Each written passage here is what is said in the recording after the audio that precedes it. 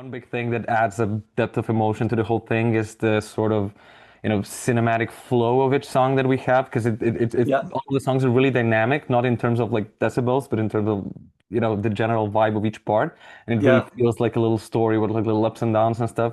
And I feel like, contrasts like that within a song really, really bring out much more from it. So they don't just express a impression of something, but a more fully fleshed out emotion, if that makes sense.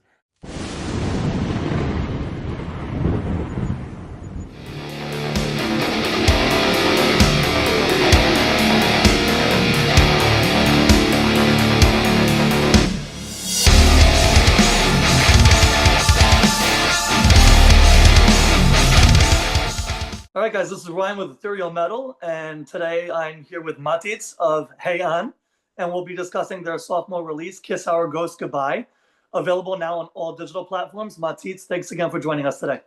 Thank you for having me. Thank you. Of course, how have you been? I'm doing good, doing good. It's been really, really exciting since the album dropped, and especially now with our release festival coming up in like a week. It's it's Yeah, it's, it's definitely. fun. Awesome. Very cool. So before we get started, I always like to ask like a little fun icebreaker question. Um, Heian itself means darkness, but let's lighten the mood a little bit. If you were all stuck in a room with only a plate of pizza and a bottle of Redenska, which one of you would which one would you defend with your life, and which bandmate would probably betray you first in the fight? Oh shit. Well, we're all big fans of both Potica and Radenska, so Yeah. that's a tough choice. I mean, I personally would go for Radenska probably. I'm more of a drinker and don't have that much of a sweet tooth. Cool, cool. Mateusz has much more of a sweet tooth, so I guess he would be the one doing the betraying. So, yeah. Your music Cool. blends metal, rock, pop, electronic elements very seamlessly. When you're writing a new song, do you start with a mood, a riff, or a vocal line?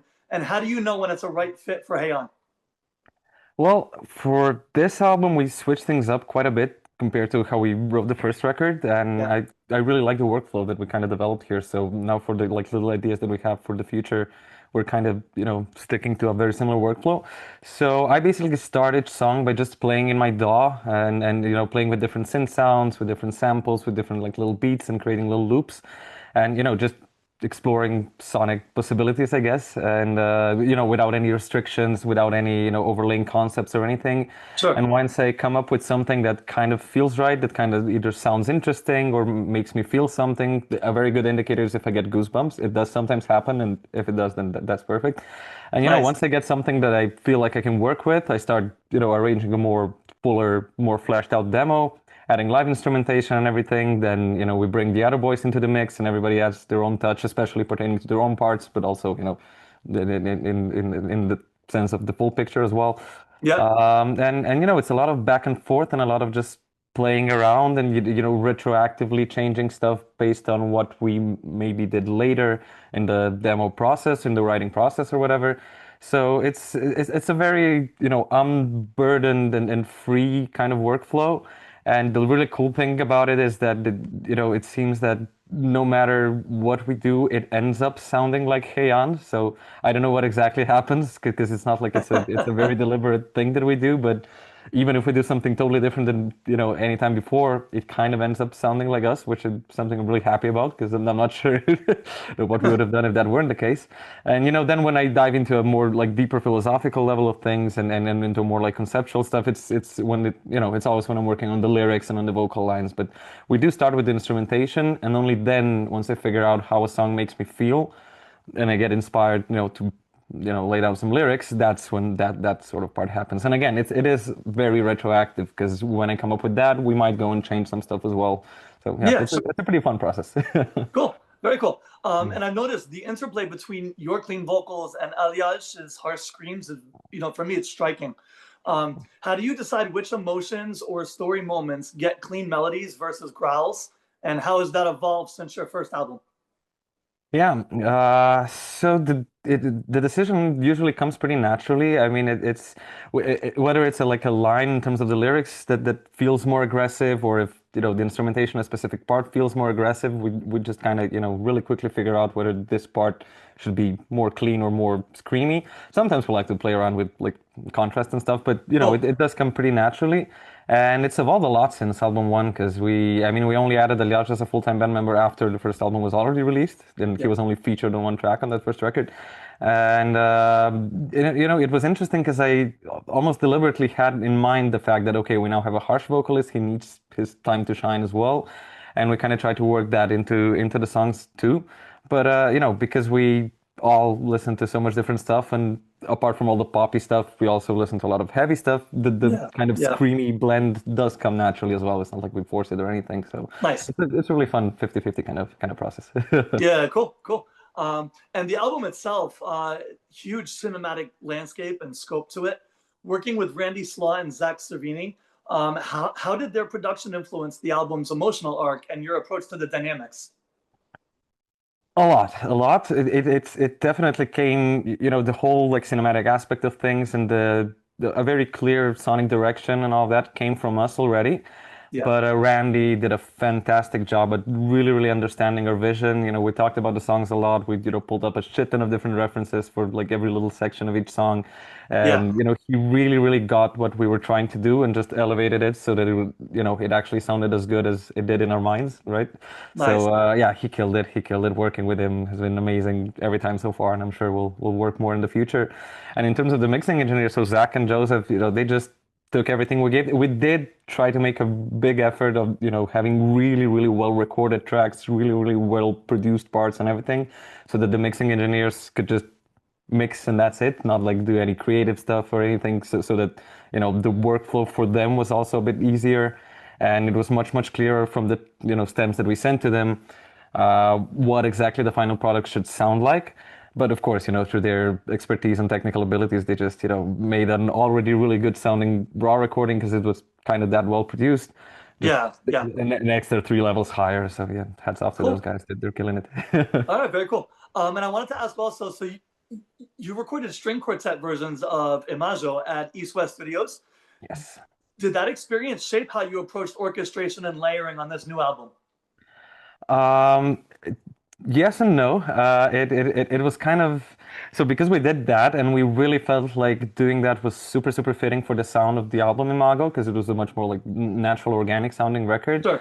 Yeah. And we really wanted to highlight that, and that's why we went with the quartet and with live instrumentation, with kind of different arrangements for those and shit. But after doing that, we realized that we really wanted to explore the electronic side of things a bit more. Yeah. And because we had done that, we decided that okay, on this new record, we want just synths, just electronic stuff, very, very, very little like orchestral elements. We still have some orchestral elements, Yep. but we really Yep. tried to kind of make them sound more produced and more electronic. So although it was a really fun experience, and I love that we got to do that, and I'm sure we'll do something similar in the future, probably again because it was fun. But it really put us in the mindset where we were like, okay, we've explored this part of what Hei'An could be. Let's explore maybe this other part that we haven't explored yet. So Cool. it definitely shaped the direction where we went in a weird way. Nice. So also, performing live can be completely different from recording. When you play these songs on stage, are there moments that hit you emotionally in a way that even surprises you? Yeah. I mean, for this new record, we're gonna debut it on our release I was festival in gonna one say, week, yeah, so it's we coming haven't up. quite performed Yep. it live. But we've had a bunch of rehearsals already. We have another one tomorrow and shit. Yep. So we did also some pre-production rehearsals, so it kind of almost felt like a show just without the audience. And yeah, there are several moments where I get misty-eyed. I even cry sometimes. I get goosebumps just because of how well everything sounds and looks and how well everything just Yeah. falls into Yeah. place. So yeah, a lot of moments like that, especially maybe in the song Dearest, which is one of the more heartbreaking songs on the record. That's when I always cry, so I'm sure I'll cry live as well. So yeah, a lot of moments like that. Especially having the energy of the crowd staring right at you when you're performing it as well. That's gonna be that's gonna be Yeah. the best. Yeah, can't wait. Yeah. Absolutely, man. Your visuals for the new singles are stunning. Collaborating with Group 13, Bonino and Largo. And how do you translate the music's emotion into visual storytelling without one overshadowing the other? Yeah, so we picked which songs would be the singles pretty early on, and so we started thinking about what Yeah. the videos could be pretty early on as well, which is sick. And we really figured that we wanted to show enough variety and at the same time do a massive step up from what we did with our first record. Because, the whole new album is a big step up in production, and we Yeah. wanted to show that with the videos too. And so we knew we wanted like a more performative video. We knew we wanted a video that has both elements of performances and some story elements. We knew we wanted a video with just the story, and we kind of did all of that. And the mood and vibe of each video really came naturally through what the song was about, or how the song sounds and stuff. Yeah. So it Yeah. was usually me just getting some visual cues and images in my mind and sharing them with each respective director, and then they helped shape a whole story and a whole script for the actual video.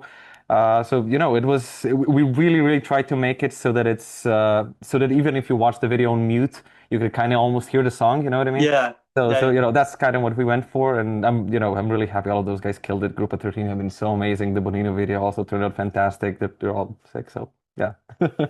Very cool.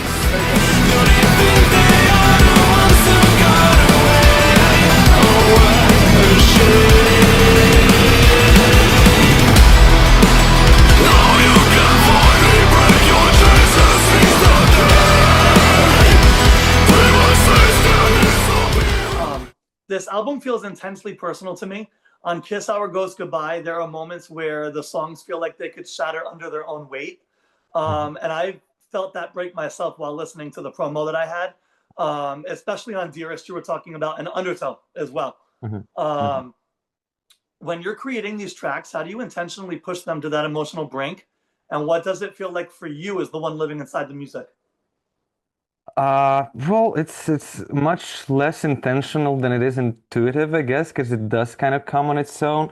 It's I really try to make a point of, especially when we're recording a song, so a lot of the emotions comes from the actual performance, not just from the arrangement, and of course, Sure. Yep. and I really learned that thinking about technique, thinking about technicalities in general, thinking about any stuff like that really takes away from the performance. And maybe we were kind of burdened with a lot of those thoughts when we were making the first record. So I feel like with this second one, especially because we also had a bigger team and a lot of more people doing like their own parts, so we could really really focus on just feeling the performance, especially the vocal performance for instance, and Yep. not thinking about any kind of technicalities whatsoever. And a lot of the emotion really comes from that, from just the performance itself. And one big thing that adds a depth of emotion to the whole thing is the sort of cinematic flow of each song that we have, because Yep. all the songs are really dynamic, not in terms of like decibels, but in terms of the general vibe of each part, and it really Yep. feels like a little story with like little ups and downs and stuff.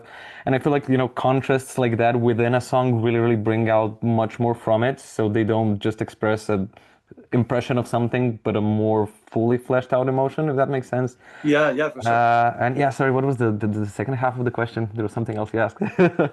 Oh no, just what does it feel like for you as the one living inside the music?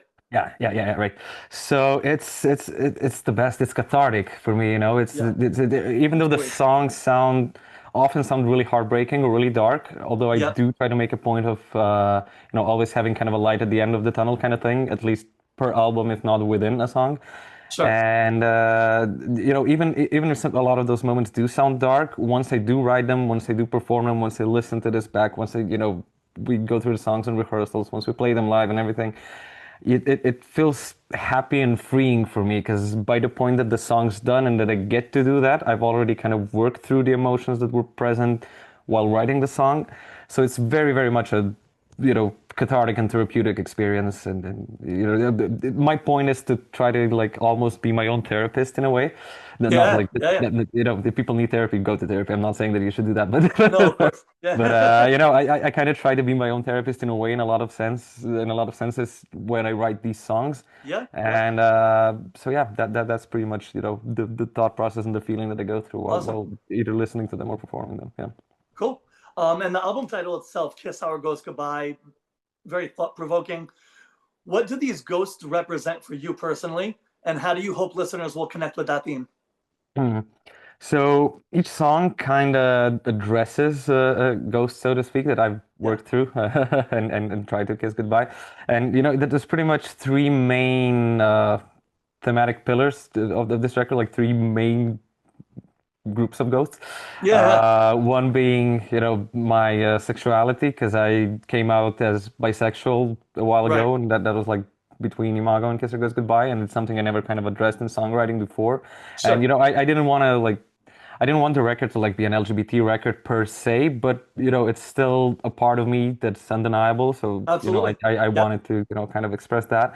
And I didn't really write any love songs per se. The songs deal more like with the issues that we've been facing because of that, like getting rejected by certain family members, by Yeah. society in general every now and then and Right. stuff like that. So that was one of the big groups of ghosts.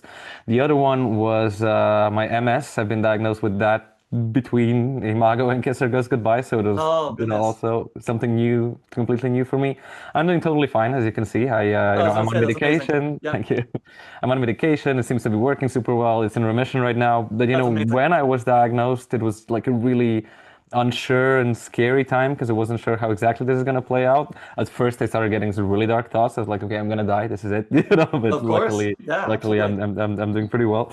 But all of those thoughts did were kind of building up inside me. It led to some serious depressive episodes because for a brief period of Okay. time the meds weren't working. We had to switch them up a bit. So it was like a really big emotional roller coaster that took a lot of time to truly accept and work through. And it was just only natural that songs like that just flowed out of me. So that's also a big part. Yeah, for sure. And the kind of third group of ghosts, I guess, would be a little bit more of an outward looking one, where that kind of ties it all together in a lot of sense. Because I keep seeing, we all keep seeing just this decay of society that's happening around us right before our eyes. I Yeah. feel like, for years while I was growing up, even we were taught as children that about values like solidarity, acceptance, love, and everything like that. And now I feel like there's just a bigger and bigger surge of blatant, baseless hate, homophobia, xenophobia, Yeah. racism, stuff that seemed to have been kind of in the decline, and now it's rising again. And Couldn't agree more. Social media yeah. makes it worse. Yeah, as Yeah. well, for sure. And that Yeah. was kind of one big thing because that's maybe the group of ghosts that I haven't quite worked through yet because the world's still like it is. But it's a big thing that's really bugging me. I'm scared of the world we live in right now. I'm even more scared of what might happen tomorrow or next year or in 5 years. I Yeah. do have hope for a better future for sure, but it does seem to be going in a really worrying direction, and then I just couldn't not write songs about that. So that'd be the third group. That's the third one. Yeah, no, Yeah. that's awesome. Yeah. Thank you so much for sharing all of that. That's, a lot of times it's not always the easiest thing to share, things that are personal like that. And I really appreciate you taking the time to do that. For sure. Um, your live shows have grown from, if I'm pronouncing it correctly, Kino Saska, Sishka. Kino Kosiska, Shishka. There we yeah, go. to major European festivals. You were even on 70,000 Tons of Metal and beyond. What would you say has been your most memorable moment and why? Most memorable moment live? Yeah. Okay. I did. There's two that came to mind straight away, and Cool. it's funny because they're really, really contrasting in a lot of ways. So one was actually a really, really small gig in the Czech Republic in Brno, and it was a really cool gig, super, super small. There was maybe like 70 people there, so nothing special at all. But because it Nice. was Yeah. such a small venue, it felt kind of packed. Everybody was like in our faces and everything. Awesome. And I remember there was a guy in a wheelchair moshing, partying. People were like carrying him around, and he just had the I love time of it. his life. That's awesome. And, came to the front of stage, gave us fist bumps and stuff. So, it just Very felt cool. like a really wholesome thing that, I'll probably never forget. And the bigger one, I guess, was probably at 70,000 Tons of Metal Yeah. because that Yeah. was that was only our second show in our Hei'An career ever. We've all done shows Right. before, just not with Hei'An, and it was just surreal that the second show was already there. And I remember the moment we walked onto that. I don't remember what the stage was called, but it was one of the bigger stages inside the cruise ship. And Yeah. we walked on that stage, and it felt like we're in Wembley Stadium. Just going from little venues here in Awesome. Slovenia to this big thing on a cruise. It was such a surreal moment. So I guess Very those cool. two. That's awesome. Um, and on 70,000, it was in 23, I think, right? 2023. Yeah. Awesome. Very cool. Which songs from the new release are you most looking forward to playing live? Ooh, for me, probably What Do You Have to Save? It's such a fun song to Oh, sing because cool. it's kind of a bit of a challenge to sing because it's all kind of in a higher register. It's not Yeah. like I can't do it, but it's a different kind of It's a marathon a bit because I have like no time to rest within the song, so it's gonna Right, be right. fun. But in terms of like full band moments, I'm really, really excited to see how the audience will, react to the ending of Undertow because it's this super, super long breakdown that just keeps getting Yeah. heavier and heavier. Yep, yep, yep. And I feel like it might get, even wilder live than it is on the record. So that would be like the full band moment that I'm excited to experience. That's going to be awesome. Very cool. Mm. Finally, my last question. Looking forward, is there a dream collaboration or a creative path, whether musical, visual, or something entirely unexpected that you've longed to explore but haven't yet had a chance to bring to life? Yes, we were just talking about it today, actually. Ah, cool. So yeah, I mean, we could go into dream collaborations and stuff, but one big thing that we haven't quite fully explored yet, just kind of started, and now we really want to, is this whole cinematic world building aspect of Heian, especially with this new record, Kiss Our Goes Goodbye. I feel like with the whole image, both the visual image in terms of the artworks, the videos, the music itself, the way it's produced, the way it's written, the way we present ourselves on social media, the way we present ourselves soon live and all Yeah, of that, it feels like we really, really made a much more pointier kind of branding thing than we did with the first record. And we feel like because the artistic vision behind this branding is so strong, we're really trying to now figure out if we can build upon this world and create almost like a bigger narrative out of it. Like a good example, although a bit more of an extreme example, I'm not sure if we're going to go that far, but a good example would be 21 Pilots, who have like this yeah. whole world, this whole like place called Dima, that they have names for characters and storylines and stuff. I'm not sure if Heian is ever going to go in the direction where we come up with a full-blown epic story or anything, but I really want to explore this vibe of creating almost like a different reality that the fans can enter in Awesome. their minds. And Yeah, we yeah. already started working on some ideas for some songs that are being written now, just in the demo stage. I'm not announcing anything. We'll see when that gets released. But we were already starting to write some songs with kind of that in mind and seeing where it takes us and seeing if we can build upon the lore of Heian a lot more than we ever did. So this is something we're really trying to explore. Yeah, we're Awesome. working on right now. Very cool. Matthias, thank you again so much for taking the time to chat. For those watching, remember Kiss Our Ghost Goodbye is out now on all digital platforms. Be sure to give them a listen. You're not going to want to miss this album. It's really good. There's going to be a link in the video description below. Matthias, thank you again. Thank you for having me. Thank you so much.